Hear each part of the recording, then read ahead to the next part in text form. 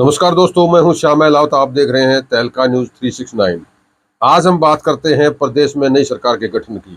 जी हां, प्रदेश में भाजपा की नई सरकार के गठन की प्रक्रिया तेज हो चुकी है। नेताओं का एक दूसरी जगह लॉबिंग शुरू हो गई है। किसको मंत्री बनाया जाना है, किसको मंत्री नहीं बनाया जाना है, इसको लेके उच्च स्तर पर भी मंथन किया जाने लगा है। सरकार गठन को लेके केंद्र प्रदेश के साथ साथ केंद्र सरकार भी अब एक्टिव हो गई है और प्रदेश के अनेक नेता केंद्र में अपनी हाजिरी लगाने लगे हैं। इसी कड़ी में आज नायब सिंह सैनी, वर्तमान मुख्यमंत्री, पूर्व मुख्यमंत्री मनोहर लाल खट्टर, या यूं कहे कि केंद्र सरकार के कैबिनेट मंत्री मनोहर लाल खट्टर से मिले। इसके साथ ही राष्ट्रीय अध्यक्ष जेपी नड्डा से भी उन्होंने मुलाकात की। इस मुलाकात के दौरान अनेक जो है विचार विमर्श किए गए बताए जा रहे हैं, जिसमें मुख्यमंत्री के साथ साथ विभिन्न मंत्रियों या यूं कहे कि मंत्रिमंडल के गठन के बारे में भी विचार विमर्श किया जा रहा है। बड़े लेवल पर विचार विमर्श के दौरान जो बात सामने निकल कर आ रही है, उसमें एक बार फिर से ये तय माना जा रहा है कि नायब सिंह सैनी अगले भी जो है 2024 से लेकर अगले कार्यकाल के लिए मुख्यमंत्री बनने जा रहे हैं। उनके साथ कौन कौन शामिल होंगे वो आगे की चीजें हैं, लेकिन सबसे पहले हम बात करते हैं वर्तमान मुख्यमंत्री नायब सिंह सैनी की। करनाल सीट से पिछली बार वो विधायक बने और करीब 2 माह तक उन्होंने मुख्यमंत्री का दायित्व निभाया और इस दौरान उन्होंने अनेक महत्वपूर्ण योजनाओं को क्रियान्वित भी किया। चाहे उसमें कौशल रोजगार निगम के तहत की गई भर्तियों को पॉलिसी बनाना हो, या एमएसपी पर फसलें खरीदने का हो, या अन्य जो नीतियां रही वो काबिल तारीफ रही और जिसको लेकर सरकार के लिए प्रदेश की जनता ने भी अपना मन बनाया। और इस बार वो लाडवा से चुने गए हैं, काफी अच्छे अंतर से जीते हैं और इस जीत के साथ ही वो प्रदेश में दूसरी बार मुख्यमंत्री बनने जा रहे हैं। ये लगभग तय हो चुका है। अब उसके बाद के मंत्रिमंडल के आगे की जो बात करते हैं, उनमें सीनियरिटी के हिसाब से चलते हैं। सबसे पहले पिछली विधानसभा में या यूं करके पिछले मंत्रिमंडल में अनिल विज, जो अम्बाड़ा कैंट से आते हैं और बहुत सीनियर लीडर है, 7वीं बार वो विधायक पर चुनकर आए हैं। उनको लेकर पिछली बार काफी खींचतान की स्थिति रही। वो हालांकि गृह मंत्री थे, लेकिन पूर्व मुख्यमंत्री मनोहर लाल खट्टर के साथ उनका आंकड़ा ठीक नहीं रहा और बार बार चाहे वो सीआईडी का विभाग उनके हाथ में देने की बात हो या कोई अन्य बातें हो, उसको लेकर अनेक बार तनातनी की स्थिति बनती दिखाई दी। इस बार भी उनको जो है अनदेखा नहीं किया जा सकता, लेकिन एक बार जरूर तय है कि इस बार उनको और ज्यादा बड़ा पद देते हुए लगभग मुख्यमंत्री के समानांतर उनको जो विधानसभा स्पीकर का पद दिया जा सकता है। क्योंकि पिछली बार जब नायब सैनी सरकार चुनी गई, तब भी उन्होंने एक जूनियर के साथ, जूनियर मुख्यमंत्री होने के साथ उन्होंने मंत्रिमंडल में शामिल होना स्वीकार नहीं किया था। तो इस बार उनको संतुष्ट जो है वो डिप्टी सीएम की तो इस बार स्थिति नहीं बन पा रही है, उनको इस बार विधानसभा स्पीकर के साथ ही संतोष करना पड़ सकता है और उनको ये जिम्मेदारी दी जा सकती है। उसके बाद हम बात करते हैं एससी समाज की। जी हाँ, इस बार की जो मंत्रिमंडल होगा उसमें एससी समाज को विशेष तवज्जो दी जा रही है और इसमें राम कुमार कश्यप जो है उनको डिप्टी स्पीकर का पद दिया जा सकता है। आपको बता दें कि एससी समाज से इस बार 17 लोगों को टिकट दी गई थी, जिसमें से 8 लोग भारतीय जनता पार्टी की टिकट पर जीत कर आए हैं।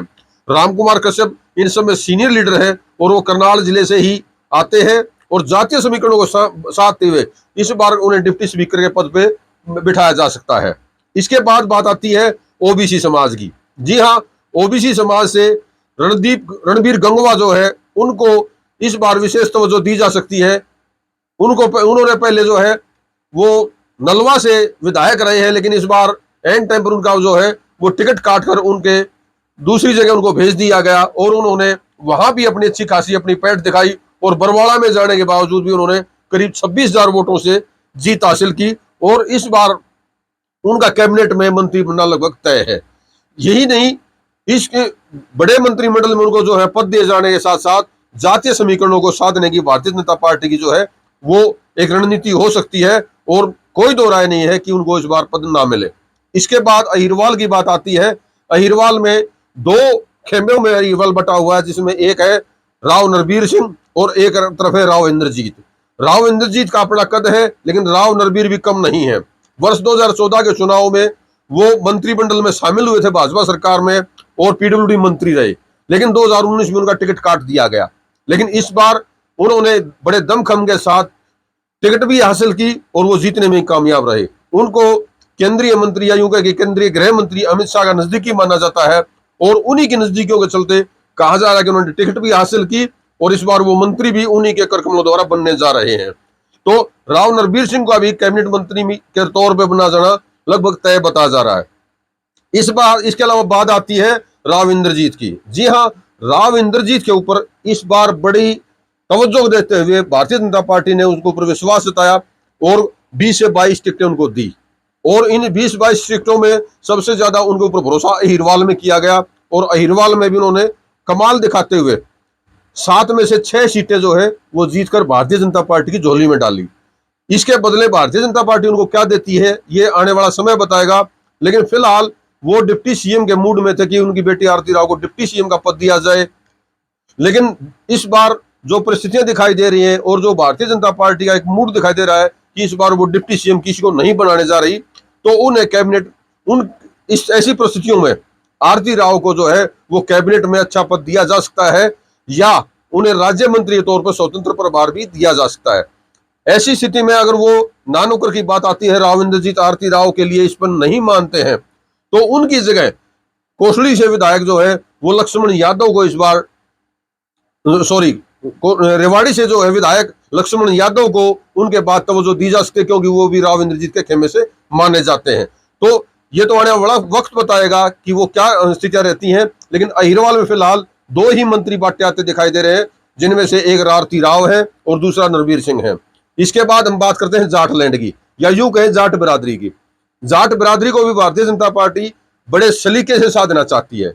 इसके लिए सबसे जो अहम जो नाम सामने आ रहे हैं वो 3 लोगों के हैं, एक श्रुति चौधरी, एक कृष्णा गहलोत, एक महिपाल ढांडा। महिपाल ढांडा, कृष्णा गहलोत और श्रुति चौधरी में अगर हम सीनियरिटी की बात करते हैं तो इन तीनों में सबसे ज्यादा सीनियर महिपाल ढांडा है। महिपाल ढांडा पिछले जो कार्यकाल रहा भारतीय जनता पार्टी का, उसमें भी वो मंत्री के तौर पर रहे और इस बार भी बड़े अच्छे खासे मार्जिन के साथ जीत कर आए हैं। तो उनकी सीनियरिटी को देखते हुए उन्हें मंत्री पद दिया जा सकता है। दूसरे नंबर पे आते हैं श्रुति चौधरी। श्रुति चौधरी और उनकी माताजी कांग्रेस पार्टी से ही लोकसभा चुनाव के दौरान भारतीय जनता पार्टी में शामिल हुई और उनको गिफ्ट के तौर पर राज्यसभा का टिकट भी मिला और वो राज्यसभा सांसद बनी किरण चौधरी। लेकिन उसके बाद श्रुति चौधरी को जो है वो टिकट दिया गया विधानसभा का। तो विधानसभा में उन्होंने जीत हासिल की है तोशाम से, और इस जीत के साथ ही उनका मंत्री बनना भी तय बता जा रहा है। उसके 2 कारण होते हैं। एक कारण तो कि वो जाट लॉबी से है, जाट बिरादरी से है, जाट बिरादरी को साधने का भी एक काम होगा। दूसरा भिवानी बहुत बड़ा जिला है और इस जिले को भी साधने के लिए एक मंत्री पद की जरूरत है। तो भिवानी में दोनों कामों को अगर हम देखते हैं, श्रुति चौधरी का अगर मंत्री बनाया जाता है तो जाट लैंड को भी साधने का काम होगा और भिवानी क्षेत्र को भी साधने का काम होगा। यानी कि एक तीर से 2 निशाने लगाए जा सकते हैं। इसके अलावा कृष्णा गहलोत राई से विधायक बन के आई हैं। अच्छा खासा उनका एक मजबूत पकड़ दिखाई दी इस विधानसभा के दौरान, और उन्हें मंत्री बनाए जाने का जो मुख्य कारण है वो जाटलैंड है कि जाटलैंड में बड़ी कद्दावर नेता जो है वो विधायक बन के आई है। अगर उनको मंत्री बनाया जाता है तो जाटलैंड में, या यूं कहें कि भूपेंद्र सिंह हुड्डा के गढ़ में एक सेंध होगी और इस सेंध में भारतीय जनता पार्टी अपनी भविष्य तलाश जरूर कर सकती है उनको मंत्री बनाकर। क्योंकि जाटलैंड में अगर इस बार अगर बात करें तो सोनीपत में सबसे ज्यादा सीटें सोनीपत और जींद से जो है वो भारतीय जनता पार्टी को मिली है और इस जीत को भारतीय जनता पार्टी आगे भी बढ़ाने का काम कर सकती है। इसके बाद नाम आता है एक और जो शख्स है, आजाद उम्मीदवार के तौर पर बहादुर से विधायक बने राजेश जून आजाद उम्मीदवार है, भारतीय जनता पार्टी को समर्थन किया है। उनको भी इस बार जो है राज्य मंत्री का दर्जा कैबिनेट में मिल सकता है। उसका भी मुख्य कारण यही है कि अगर भारतीय जनता पार्टी जाटलैंड में, या यूं कि भूपेंद्र सिंह हुड्डा के गढ़ में अगर सेंध लगाना चाहती है तो राजेश जून को वो मंत्री पद दे सकती है, भले ही वो राज्य मंत्री तक सीमित करें। लेकिन ये एक मैसेज होगा अगर उनको मंत्री बनाया जाता है कि वो जाटलैंड में विशेष तौर पर हुड्डा के गढ़ में सेंध लगा चुकी है। इसके साथ अगर हम बात करते हैं ब्राह्मण समाज की, ब्राह्मण समाज में इस बार भारतीय जनता पार्टी द्वारा 11 जो है लोगों को टिकट दी गई थी और जिसमें से 7 ब्राह्मण लोग जीत के आए हैं। जिसमें अगर हम बात करें पंडित राम कुमार गौतम, अरविंद शर्मा, शक्ति रानी, इसके अलावा जो है बूढ़ सिंह शर्मा, ये जो जाने माने कुछ चेहरे हैं जो सबसे ज्यादा फोकस में इस बार दिखाई देते हैं। सबसे पहले हम बात करते हैं पंडित राम कुमार गौतम की। पंडित राम कुमार गौतम पिछली बार जजपा के कोटे से विधायक थे और इस बार उन्होंने जो है भारतीय जनता पार्टी का दामन थामा और वो मंत्री जो है विधायक बने। और अब मंत्री पद में उनकी सीनियरिटी और उनकी उम्र को देखते हुए, उनकी दबंगता को देखते हुए मंत्री पद भी दिया जा सकता है। लेकिन उनसे भी जो मजबूत दावेदार है उनको मैं मानता हूं शक्ति रानी शर्मा को। जी हाँ, शक्ति रानी शर्मा वही है जो पूर्व मंत्री विनोद शर्मा की पत्नी है और कार्तिकेय शर्मा जो राज्यसभा सांसद हैं भाजपा की ओर से ये हैं, उनकी माता है। कालका से ये विजयी हुई है और इन्होंने एक बड़ा मार्जिन के साथ जीत हासिल की है। और इस मंत्रिमंडल में अगर हम सेंट्रल लॉबी की तरफ देखें तो सेंट्रल और स्टेट दोनों लॉबी में इनकी मजबूत पकड़ है और इनको मंत्री बनाया जाना कोई ताज्जुब की बात नहीं होगी। उससे अगली बात हम करते हैं मूलचंद शर्मा को। मूलचंद शर्मा पुराने वाजपेयी हैं, उन्होंने जो है वो पहले भी मंत्री रह चुके हैं, लेकिन इस बार वो क्या स्थिति में आते हैं ये तो आने वाला वक्त बताएगा। लेकिन अगर उनकी सीनियरिटी के ऊपर बात जाती है तो उनको भी मंत्री पद दिया जा सकता है। इससे अगला नाम अरविंद शर्मा का आता है। पंडित अरविंद शर्मा को भी जो है मंत्री पद की श्रेणी में रखा जा सकता है। उनका मुख्य कारण क्या है? एक तो वो जो है जो पुराना रोहतक गढ़ कहेंगे हम, जिसको पुराना रोहतक कहते हैं, उससे वो विधायक बन के आए हैं गोहाना से। दूसरा उनका जो मुख्य कारण है कि अगर उनको मंत्री बनाया जाता है तो गोहाना के विधायक होने के और झज्जर के निवासी होने की वजह से दोनों जिलों को साधने, झज्जर और सोनीपत को साधने के लिए अगर उनको मंत्री बनाया जाता है तो ये भी जाटलैंड में या यूं कह के हुड्डा के गढ़ में जो है वो सेंध लगाने का काम होगा। लेकिन इन तमाम चेहरों के बीच जो निष्कर्ष निकल के आता है उसमें जो है शक्ति रानी शर्मा पहले नंबर पर दिखाई देती हैं, इसमें कोई दो राय नहीं है। इससे अगली हम बात करते हैं पंजाबी समाज की। जी हाँ, पंजाबी समाज में इस बार भारतीय जनता पार्टी के 4 जो बड़े चेहरे हैं वो सामने आते हैं, जिनमें कृष्ण मिड्डा, विनोद भयाणा, घनश्याम दास अरोड़ा, ये जो नाम है इनमें मुख्य रूप से यही है। इसके अलावा अनिल विज है, उनको स्पीकर के तौर पर जो है पद दिया जाना लगभग तय हो चुका है। लेकिन इस चुनाव अगर हम इस बात करें इस चुनाव की, तो इस चुनाव में कृष्ण मिड्डा जो है वो काफी मजबूत है और पूर्व मुख्यमंत्री मनोहर लाल खट्टर के काफी नजदीकी माने जाते हैं। इसके अलावा विनोद भयाणा है, वो विनोद भयाणा भी उनका भी नाम काफी चल रहा है। लेकिन सबसे जो अहम है और जो सीनियरिटी के हिसाब से अगर हम देखें और एक बेल्ट के हिसाब से देखें तो घनश्याम दास अरोड़ा का नाम सबसे ऊपर माना जाता है। घनश्याम दास अरोड़ा का नाम वो सबसे ऊपर मानने का 2 रीजन है। एक तो वो पुराने पार्टी के वर्कर हैं, दूसरा यमुनानगर की बेल्ट से वो जीत कर आते हैं और 3 बार उनका विधायक बनना काफी अहम है। इसलिए घनश्याम दास अरोड़ा को इस बार मंत्रिमंडल में जगह मिल सकती है। इसके बाद हम जाति वाइज अगर आगे बढ़ते हैं तो गुर्जर समाज। जी हाँ, गुर्जर समाज को भारतीय जनता पार्टी ने 6 लोगों को टिकट दिया था, जिसमें से 4 जीत कर आए। लेकिन चारों में अगर हम सबसे कद्दावर या मजबूत मानते हैं तो उनमें 2 नाम आते हैं, तेजपाल तंवर और राजेश नागर। दोनों के मंत्री बनाए जाने के अगर बात करें तो इनमें से लगभग दोनों के बराबरी के नंबर है और इनमें से किसी एक को राज्य मंत्री तक का जो है कद दिया जा सकता है। कैबिनेट में उनकी जो शायद जगह नहीं होगी, क्योंकि जो मुख्य जातियां हैं या मुख्य बैलेंस जो सरकार ने करना है उसमें शायद उनका नाम नहीं है, इसलिए उनको राज्य मंत्री से संतोष करना पड़ सकता है। अब बात आती है वैश्य समाज की। जी हाँ, वैश्य समाज के इस बार भारतीय जनता पार्टी ने 5 लोगों को टिकट दी और उसमें से केवल 2 जीत कर आए।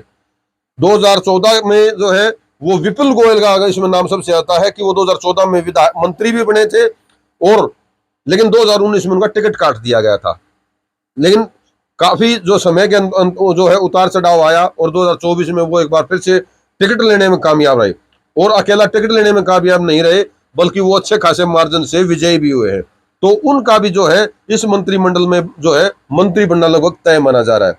ये तो रही एक कयास जो राजनीतिक परिदृश्य को देखते हुए, लोगों के कद और सीनियरिटी को देखते हुए लगाए जा रहे हैं। तो कि कौन मंत्री बनेगा, कौन जो है मंत्रिमंडल में राज्य मंत्री बनेगा, कोई कैबिनेट मंत्री बनेगा, कौन मुख्यमंत्री बनेगा, कौन स्पीकर बनेगा, कौन डिप्टी स्पीकर बनेगा, ये कयास है। लेकिन कयासों के बीच भारतीय जनता पार्टी हमेशा अलग करती है रही है, चाहे वो राजनीतिक हालात के रहे हों, चाहे वो टिकट बंटवारे के रहे हों, चाहे वो मंत्रिमंडल विस्तार के हरियाणा के अलावा केंद्र के या अन्य प्रदेशों के रहे हो। भारतीय जनता पार्टी हमेशा जहां लोग सोचते हैं उससे कहीं अलग करके दिखाती है। ये तो आने वाला वक्त जरूर बताएगा कि ये क्या होने जा रहा है। लेकिन इसमें मुझे एक बात जरूर लग रही है कि 17 तारीख को जो मंत्रिमंडल का जो शपथ दिलाई जानी है, मुख्यमंत्री की शपथ दिलाई जानी है, पंचकुला के दशहरा ग्राउंड में जो कार्यक्रम का आयोजन होने जा रहा है, इस कार्यक्रम के आयोजन में कौन कौन मंत्री बनेगा ये तो भविष्य बताएगा, लेकिन इसमें एक चीज जरूर निकल के आ रही है कि अब तक जो नामों को ओपन नहीं किया जा रहा है, तो कहीं स्थिति ऐसी ना हो कि जो मंत्री बनना हो उसको पहली रात को फोन करके बुलाया जाए कि आप कल मंत्री बनने जा रहे हैं, आप कार्यक्रम में पहुंचे। ये स्थितियां भी आ सकती हैं, लेकिन राजनीतिक जो विश्लेषक हैं, जो राजनीति की समझ रखते हैं, उन लोगों के अनुसार फिलहाल तक जो है, जो आपको नाम गिनाए गए हैं, इनमें से ज्यादातर लोगों को मंत्रिमंडल में जगह मिल सकती है। आगे की घटनाओं के लिए, जानकारियों के लिए आप देखते रहिए तहलका न्यूज। फिलहाल के लिए इतना ही, धन्यवाद।